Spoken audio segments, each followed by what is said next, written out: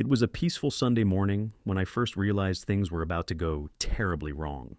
The sun was just starting to climb over the hills, casting long shadows across my yard, and I was enjoying the quiet. I'd moved to the countryside for this very reason: the space, the tranquility, the freedom from the noise of city life. My little house on the edge of town was perfect for me. A small, quiet life where I could take care of my garden, mow the lawn, and watch the seasons change without worrying about anyone's rules but my own. That was until the Sunny Pines Homeowners Association decided to take an interest in my property. It started with a knock at the door. A lady in a crisp, businesslike suit handed me a letter. "Your fence violates HOA regulations," she said. I blinked, confused. "Excuse me?" "It's too tall," she explained, pointing to the fence that bordered my yard. It wasn't even that high, just a simple wooden fence I'd put up to mark the edge of my land and keep my dogs in. But she was firm. They wanted it down. "The HOA has already sent several notices," she added, as if that made it all perfectly reasonable. I hadn't received a single notice. Not one. That's when it hit me. The Sunny Pines HOA wasn't just about rules and regulations. They were about control. What they didn't know, however, was that I wasn't someone who took kindly to being told what to do. My brother was the sheriff of this town, and he wasn't someone the HOA had reckoned with. They had no idea who they were messing with. But I wasn't going to tell them that just yet. No, I had my own plan in mind. The HOA had made a big mistake, and they were about to find out just how big. I stood at the door, still holding the letter from the HOA, my mind racing. What exactly were they trying to pull? A simple fence, not even high enough to block the view, and suddenly I was in violation of some unwritten rule they had created. I shook my head in disbelief as the woman in the business suit left, her heels clicking sharply on the driveway. For the next few days, I tried to ignore the nagging feeling in the back of my mind. I figured it was a misunderstanding, or maybe just some mistake. Surely they couldn't be serious about tearing down my fence. But the truth quickly became clear. This wasn't just about a fence. It was about control, about making me feel small in my own home. Every day I noticed something new. Flyers appeared on my doorstep, warning me that my property was in violation of Sunny Pines regulations. The messages grew more urgent, more aggressive. At first I thought about brushing it off, just ignoring them, but the HOA wasn't letting up. A few days after the initial visit, I got a call. The voice on the other end was sharp, businesslike. "This is Diane Reynolds, the HOA president. We've sent multiple notices and you're still in violation. If the fence is not removed by the end of the week, we'll have no choice but to take legal action." I felt my blood start to boil. Legal action for a fence? I'd been living here for years, and never once had I been contacted about this supposed violation. I tried to keep my voice calm, but it came out a bit more forceful than I intended. "I never received any notices," I said, trying to hold my ground. "And I'm not taking down my fence. It's my property, and I'll put up whatever I want." There was a pause on the other end, and when Diane spoke again, her tone was colder. "That's your choice, of course. But I'm afraid you're leaving us no other option. Our legal team will be in touch." The line went dead before I could even respond. I stared at the phone in my hand. Who did she think she was? This wasn't just about a fence anymore. It was about standing up for my right to live without being bullied. I knew I had to act fast. But there was one thing I didn't tell Diane. What she didn't know was that my brother, Jake, was the sheriff of our town. He'd been sheriff for years, and everyone knew him. He had a way of making things go away when they needed to, and this was exactly the kind of thing I needed him for.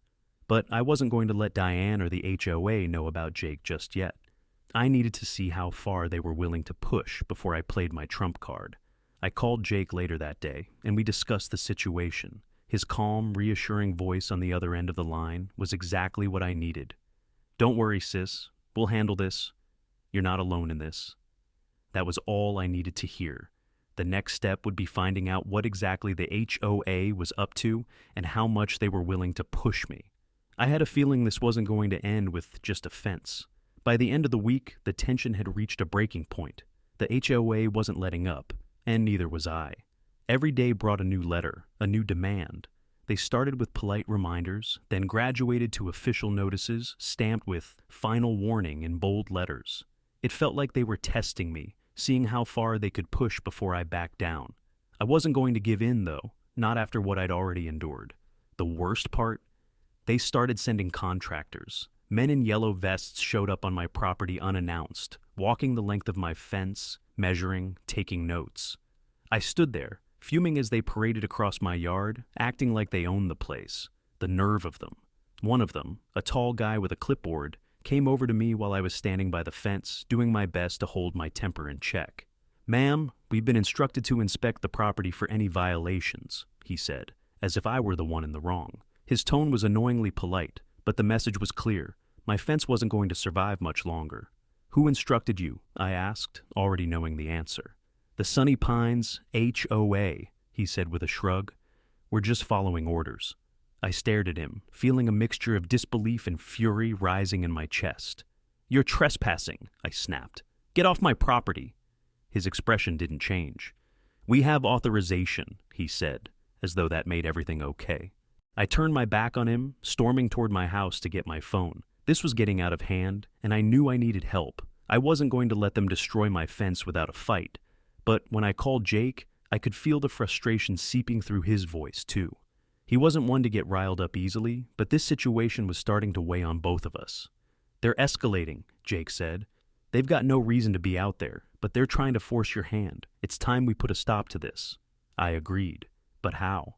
The HOA had the resources, and they were relentless. My only option was to fight fire with fire.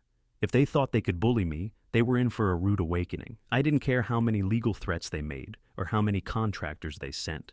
This was my land, and I wasn't backing down. The next morning, as I walked to my mailbox, I saw yet another notice. This one was different, though. It wasn't from the HOA. It was a legal notice, official-looking, with the words "Injunction Pending" stamped across the top.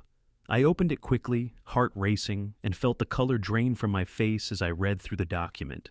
The HOA was taking me to court. I stood there in the cold, staring at the paper, wondering what kind of twisted game they were playing. This wasn't just about a fence anymore. This was about control, about making sure everyone around here knew their place, and I wasn't going to let them win. I looked at the mailbox, then up at my fence. The whole situation was escalating, and fast. But one thing was clear, they had no idea who they were messing with. I knew what I had to do next, and I wasn't going to wait for them to make the first move. This battle was far from over, and I wasn't about to lose. Jake had always been the rock of our family.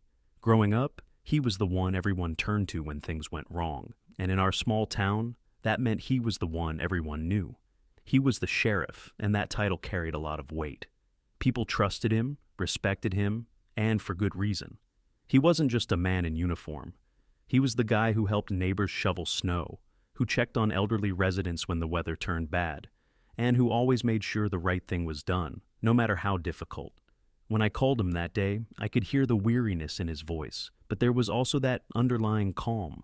He had a way of making you feel like everything would be okay, even when the situation was anything but. I told him everything, the notices, the contractors, the threats, and he listened patiently, as he always did. "That's a tough situation, sis," he said after a long pause. "But you're not in this alone. You've got me." Those words meant the world to me. But I knew I couldn't lean on Jake for everything. He had his job, his responsibilities. The sheriff's office didn't have the time or resources to deal with personal disputes, no matter how much influence Jake had in town. Still, it was comforting to know he had my back. We grew up in this town. Our father had been a farmer, just like my grandfather. He passed away when we were kids, and Jake stepped up to take care of things, even then. Our mother had always been the quiet type, and after Dad's death, it was Jake who kept the family afloat. I couldn't count the number of times I'd seen him help out a neighbor with a flat tire or a broken fence, all while managing his job. And now, with everything going on with the HOA, it felt like that same part of him, the protector, the one who couldn't stand to see anyone be wronged, was coming out again. Our community was tight-knit, and everyone knew everyone's business. People didn't just live side by side, they were connected. They helped each other, watched each other's kids, and rallied together when things went wrong. The HOA, however, didn't seem to care about that. To them, this was all about money and control, but Jake had grown up in that same community, and he understood the people here. He knew how they worked, how they cared for their land, how much they valued their independence. and I could see the anger in his eyes whenever we talked about the HOA's overreach. "Don't worry about the HOA," Jake said firmly. "I'm going to make sure they know what happens when they try to run roughshod over this town. You've got the law on your side, and you've got me." I could hear the determination in his voice. It was the same fire I'd seen in him when we were kids.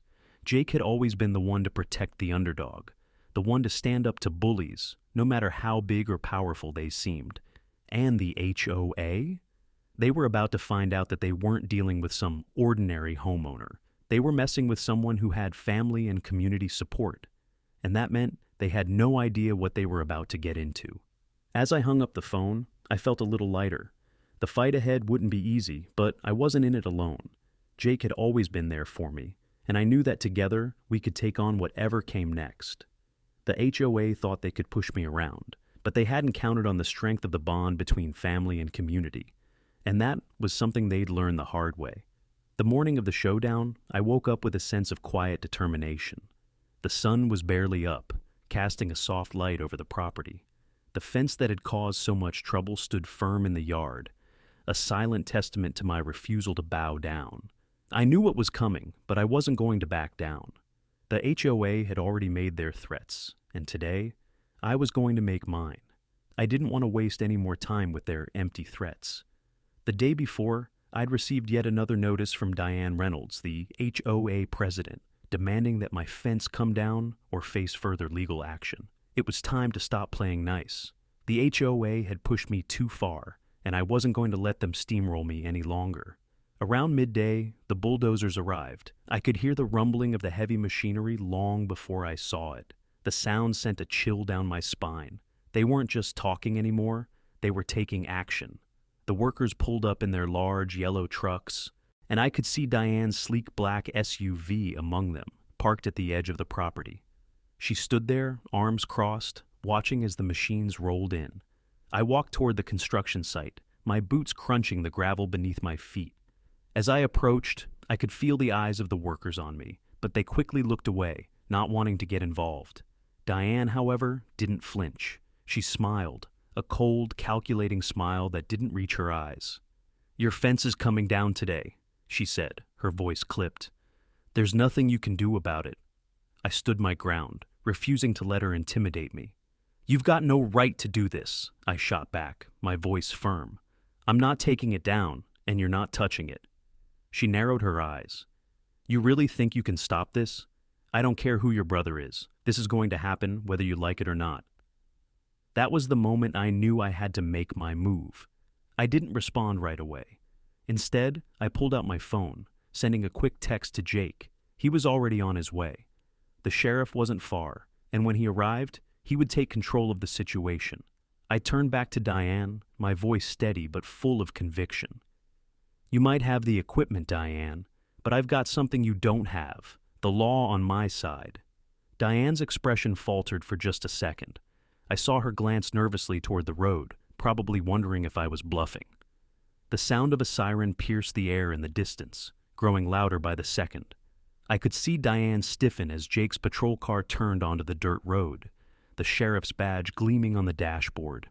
He pulled up beside me, stepping out of the car with that same calm, confident demeanor he always had. Diane's face turned pale as she saw who was with me. "This isn't your business, Jake," she said, trying to regain her composure. Jake didn't even acknowledge her at first. He turned to me, his voice low but filled with authority. "Sis, you all right?" I nodded. "I'm fine. They just don't know when to quit." He turned to Diane, his tone shifting from brotherly concern to full-on sheriff mode. "Diane, I'm going to have to ask you and your crew to pack up and leave. This is private property, and you've been given a legal injunction. You're not taking down that fence." Diane opened her mouth to argue, but Jake raised a hand, cutting her off. "I'm not here for a discussion. Pack it up." His voice left no room for negotiation. The workers, sensing the shift in power, began to slowly climb out of the bulldozers and back into their trucks. Diane glared at Jake, but I could see the fear in her eyes. She knew this wasn't just a simple disagreement anymore. This was a battle she couldn't win. "Fine," she snapped, her voice trembling slightly. "But you'll regret this." I watched her storm off toward her SUV, fury radiating off her. She hadn't won today, but I had a feeling this wouldn't be the last I'd see of her. Jake turned to me with a grin, his usual calm demeanor returning. "You're not getting rid of that fence," he said, the weight of his authority making the words feel like a promise. And for the first time in days, I felt a sense of relief. The battle had just begun, but today, I'd won. The tension in the air shifted the moment Jake stepped out of his patrol car. The sound of the engine fading into the background was quickly replaced by the sharpness of his boots crunching on the gravel. I could see Diane stiffen, her shoulders tightening as if she was bracing herself for something she wasn't ready for. The workers who had been so confident just moments before suddenly seemed uncertain, glancing at each other like they were waiting for someone to give them permission to leave. But it was too late for that. Jake walked up to me, his calm presence a stark contrast to the chaos that had been unfolding just moments earlier. He glanced at the Bulldozes, then at Diane, before finally meeting my eyes. "You good?" he asked, his voice low and steady. I nodded. "I'm fine. Just had enough of their threats." Without missing a beat, Jake turned to face Diane and the workers. His sheriff's badge caught the sunlight, gleaming with an undeniable authority. I could see Diane's eyes narrow as she tried to gather herself, but I knew deep down she was rattled. This was no longer just a dispute over a fence. It was a matter of power, and she had underestimated who she was dealing with. "Diane," Jake said, his voice cutting through the air like a blade, "I'm going to have to ask you and your crew to pack up. This here is private property, and you've been served an injunction. You're not touching that fence." For a moment, Diane said nothing. She was caught off guard, her lips pressed into a thin line as she processed what Jake had just said. Her eyes flicked toward the bulldozer operators, then back to Jake, searching for a way out. She had built this little empire of power and control over the years, using the HOA's influence to bully residents and push through whatever plans she saw fit. But she didn't have the same sway with Jake. She opened her mouth to speak, but Jake cut her off before she could muster any argument. "I'm not here for a discussion, Diane," he said, his voice firm, unyielding. "You've been given a legal order, and I suggest you respect it." Diane's face flushed with frustration, but she could do nothing but stand there, seething. I could tell she was used to people cowering in front of her, intimidated by the HOA's power. But Jake wasn't the kind of man who could be intimidated, and he certainly wasn't going to back down from her or her empty threats. She stepped forward, her hands clenched into fists at her sides. "You don't understand, Jake," she said, her voice shaking with a mix of anger and desperation. "You're letting personal connections get in the way of business. This isn't about you or your sister. It's about the future of this community. You can't stop progress." Jake stood his ground, his gaze never leaving hers. "You're right about one thing, Diane," he said, his voice steady. "This isn't about me, and it's not about my sister. This is about the law, and right now, you're breaking it." The silence that followed was thick, charged with the weight of unspoken words. Diane's expression was a mixture of disbelief and anger, her lips trembling with suppressed fury. She had expected to walk in here and push me around, and instead, she had encountered the one person in this town who couldn't be bought or intimidated. I watched as the workers slowly began to climb back into their trucks, their movements hesitant, uncertain. The bulldozers, once poised to tear down the fence, sat idle, their engines growling to a halt. It wasn't just Jake's authority that had them backing off. It was the realization that they had overstepped, and now they had to answer to someone who wasn't afraid to make them accountable. Diane's eyes flicked around the scene, but she knew she was beaten. There was no more bravado, no more smug confidence. "This isn't over, Jake," she spat, her words dripping with venom. Jake's response was simple. "You can try all you want, Diane, but you've been warned." He turned to the workers. "You all can go now." One by one, the bulldozers and trucks started up again, but this time, they were retreating. Diane's face twisted with anger as she watched them leave, but she didn't say another word. The power had shifted, and she knew it. As she climbed into her SUV and sped off, I felt a wave of relief wash over me. The fence was still standing, and for the first time in weeks, I could breathe easy. Diane had learned a valuable lesson today. No matter how powerful she thought she couldn't bulldoze through everyone. Not when there was someone who knew how to use the power of authority. And that someone was Jake. The victory felt short-lived. As much as I relished the moment Diane and her team retreated, I knew this wasn't over. There were bigger issues at play here, and the more I thought about it, the more I realized just how deep the HOA's corruption might go. Jake was determined to get to the bottom of it too. He wasn't just going to let Diane walk away with her tail between her legs. He was going to find out exactly how the HOA operated and how they'd gotten this far. That evening, after the Bulldozes had left, I met Jake at his office. The small, dimly lit room smelled of coffee and old paperwork, a familiar setting. He was bent over a desk, flipping through files, his face intense and focused. "I've started pulling the records," Jake said, barely looking up. "There's something off about the way the HOA's been operating for years. I don't think this is just about your fence." I sat down across from him, leaning forward. "What did you find?" Jake glanced up, his brow furrowed. "I've been digging through county records. Some of the deeds tied to Sunny Pines don't add up. The transfers, they're not as straightforward as they should be. There are inconsistencies in how the properties have been sold off. And the signatures, half of them don't match up. I'm not sure what kind of game they're playing, but it's not good." My heart sank. I had a bad feeling about this.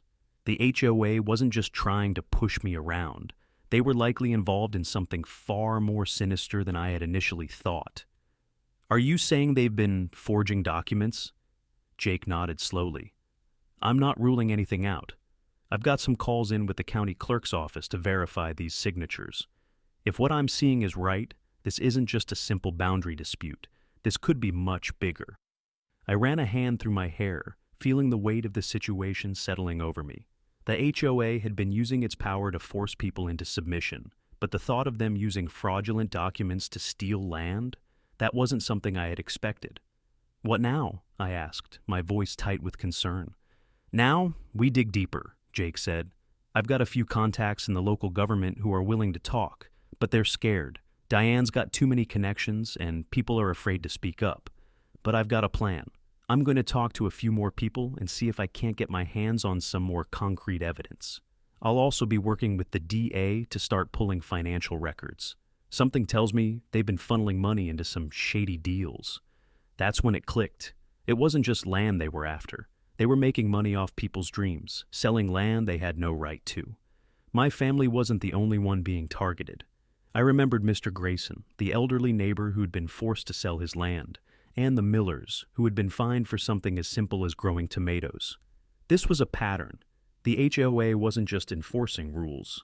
They were using them as a cover to pressure vulnerable people into selling their homes for far less than they were worth. I leaned back in my chair, trying to process everything. "How long has this been going on?" Jake paused, his eyes dark with frustration. "Years, maybe decades. And it's not just happening here. I've started looking into other developments in the area, and I'm seeing the same names popping up.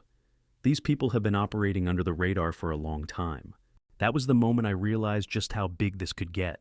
Diane had thought she could push me around because she believed she had all the power, but now I knew the truth.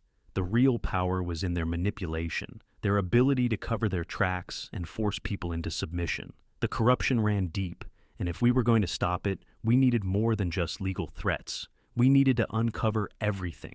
Jake's investigation wasn't just for me anymore. It was for the entire community. And we were going to bring everything to light, no matter what it took. The more I thought about it, the more determined I became. Diane's reign was about to come to an end, and this time, there would be no escaping the truth. The days following the showdown with Diane and the retreat of her bulldozers felt surreal, like the calm before a storm. I knew the HOA wouldn't just roll over and disappear, especially after the embarrassment of having their plans halted by the sheriff. But what I didn't expect was how quickly things would escalate, and how the tide would shift in ways no one could have predicted. Jake had gotten his hands on more than enough evidence to bring the HOA down. He'd spoken with his contacts at the county, had dug through financial records, and uncovered a pattern of fraudulent land transactions that stretched back years. There were forged signatures, doctored property deeds, and illegal kickbacks funneled through companies that Diane Reynolds and several HOA board members were connected to. It was a web of corruption that tied together not just Diane and the HOA, but several key figures in local government as well. The fallout began almost immediately. Jake worked tirelessly to gather enough evidence for a case, and once the district attorney had all the facts, the charges started piling up. Fraud, conspiracy, coercion, even racketeering. It wasn't just about my fence anymore. It was about years of unchecked abuse of power. The arrest warrants went out quickly, and the community began to realize just how deep the rot went. Diane Reynolds was arrested first. I watched the local news in stunned silence as the cameras rolled, capturing the moment when she was escorted out of her upscale home in handcuffs. The headlines flashed across the screen. Sunny Pines HOA president arrested on charges of fraud and racketeering. It felt almost too good to be true. For so long, she had been the queen of her little kingdom, using the HOA to bend the rules and bully people into submission. Now, she was the one being led away in shame. The rest of the board members didn't escape either. One by one, they were charged, and it didn't take long for the whole scandal to unravel. Neighbors who had once been terrified of the HOA started talking. The quiet whispers in the community grew into full-blown conversations. People were angry, and they had every right to be. They'd been victims of the same tactics that Diane had used against me: fines for arbitrary violations, threats of foreclosure, and, in some cases, being forced to sell their homes for a fraction of their worth. The impact on the community was immediate. For years, residents had felt the weight of the HOA's rules hanging over them like an oppressive cloud. Now, with the board members arrested and the HOA officially under investigation, that cloud was finally starting to lift. People were starting to reclaim their independence, their homes, their lives. The phone calls I received from neighbors were filled with gratitude, relief, and a renewed sense of hope. But it wasn't just about the arrest of a few corrupt individuals.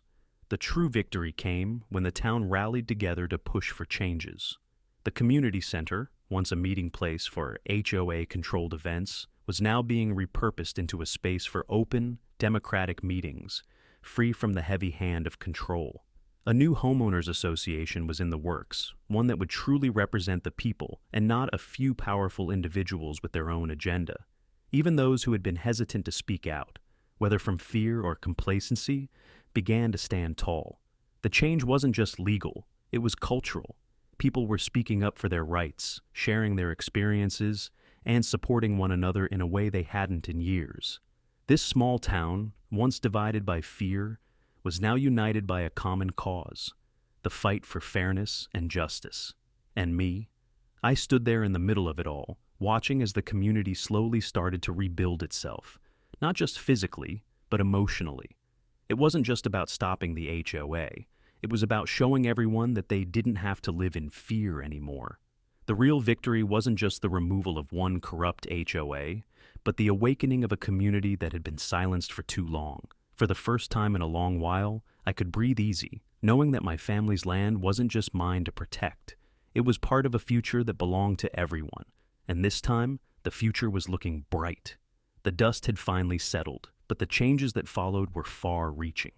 What had started as a battle over a simple fence had turned into something much greater. Something that no one, least of all Diane Reynolds, could have predicted. The HOA's defeat wasn't just a personal victory for me. It was a triumph for the entire community, one that breathed new life into a place that had long been stifled under the thumb of those in power. The first sign of change came with the dismantling of the old HOA. The new homeowners association that emerged was a completely different entity. It wasn't about enforcing arbitrary rules or manipulating the community for profit. It was a transparent organization, built on the principles of fairness, respect, and mutual support. Board members were elected by the residents, not appointed by a small group of elites. Every decision was made openly, with input from the people who actually lived here. The community center, which had once been a place where people were threatened with fines for minor infractions, became a space for everyone. Meetings were held there regularly, but instead of being about enforcing rules, they were about discussing ways to improve the neighborhood, organizing local events, and offering support to those in need. The sense of camaraderie that had been missing for so long began to flourish, and it was something beautiful to witness. Neighbors who had once kept to themselves now came together. It was like a weight had been lifted. People began to trust each other again, and with that trust came a sense of unity. Families who had been bullied into selling their homes for far less than they were worth were starting to feel like they had a place here again. It wasn't just about the land, it was about the freedom to live without fear, the freedom to make their own choices without the constant pressure of an overbearing HOA. and that was something they had been deprived of for far too long. The changes weren't just legal or structural, they were personal. People were no longer afraid to speak up, to voice their opinions, and to stand up for what they believed in. There was a renewed sense of pride in the community, a sense that we were all in this together. People who had once been hesitant to get involved were now active participants, and it felt like we were building something stronger than just a neighborhood. We were building a true community, the kind of place where people looked out for each other, helped each other, and worked together to make things better. As for me, I had a lot of time to reflect on everything that had happened. What started as a fight over something as simple as a fence had turned into a life-changing journey, not just for me, but for the entire town. I realized that, in the end, it wasn't about winning a battle or defeating an enemy. It was about reclaiming what was rightfully ours. It was about restoring a sense of justice, fairness, and respect in a community that had been too long under the control of people who didn't care about anything but their own power. When I looked out over my property now, I didn't just see a fence. I saw something more, a symbol of resistance, of standing up for what's right. And for the first time in a long while, I felt a deep sense of peace. Not because the fight was over, but because the community was finally free. Grandpa would have been proud, I thought, as I sat on the porch, watching the sun dip below the horizon. The land that had been in our family for generations was still here, and it was going to remain here for generations more. This place, this community, had been through a lot, but it was stronger now. And as I sat there, surrounded by the sound of laughter and conversation from the neighbors, I realized that the true victory wasn't just in the defeat of the HOA. It was in the rebirth of the place we all called home.